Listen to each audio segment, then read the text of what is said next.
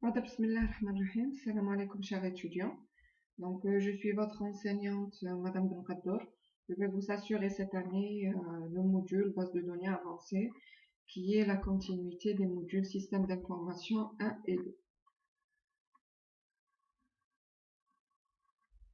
Donc, l'objectif de ce cours-là est de découvrir, c'est-à-dire des notions avancées des systèmes de gestion de bases de données, tels que la modélisation des objets, les langages de requêtes orientées objets, et les optimisations des requêtes et les transactions.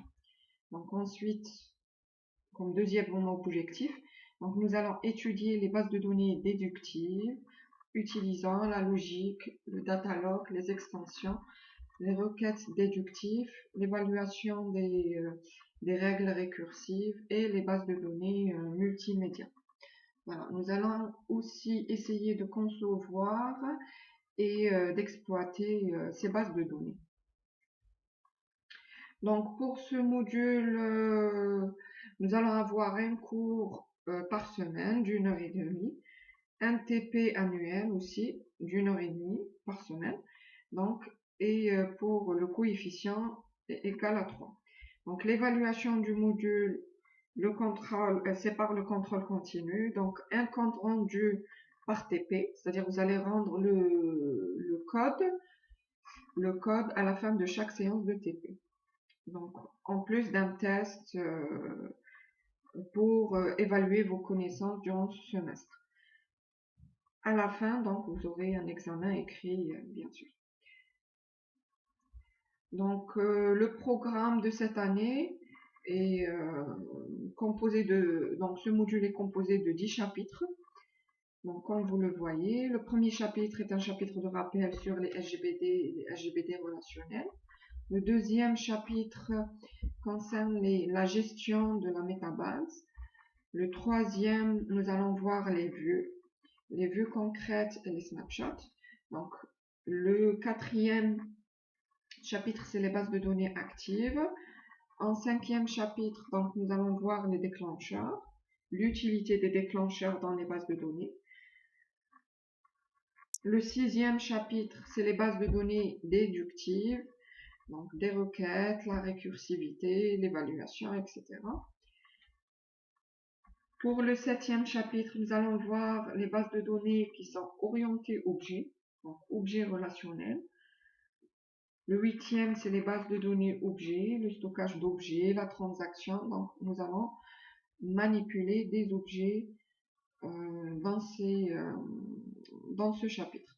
Donc, le neuvième chapitre, c'est les bases de données réparties. Et le dernier chapitre concerne les bases de données multimédia. Donc, je vous présente ici un rappel sur les notions vues l'année passée, donc sur les systèmes de gestion de bases de données ou les SGBD. Donc, pour les bases de données, nous les avons définies autant qu'un ensemble structuré de données, donc qui est apparenté et qui modélise un univers réel, c'est-à-dire n'importe quel, par exemple, si on prend l'exemple d'une école, donc nous allons décortiquer l'école, nous allons avoir par exemple classe, enseignants, étudiants, etc. Donc ça, c'est des objets ou bien des entités qui peuvent être reliées dans une base de données. Donc un SGBD, qu'est-ce qu'un SGBD? C'est un logiciel, nous l'avons défini comme étant un logiciel donc, qui prend en charge la structuration, le stockage, la mise à jour et la maintenance d'une base de données. Donc c'est l'outil qui va vous permettre de manipuler les données. Donc il offre une interface donc, aux informaticiens donc, pour faciliter l'utilisation des bases de données. Donc ces interfaces permettent donc de définir les schémas, la programmation des applications, etc. ainsi qu'entre utilisateurs et les données, consultation et mise à jour.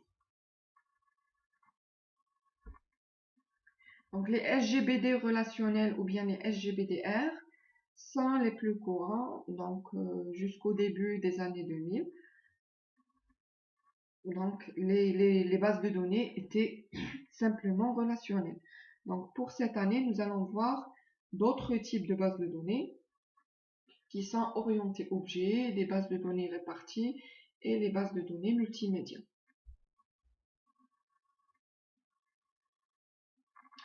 Donc l'objectif et les avantages des SGBD.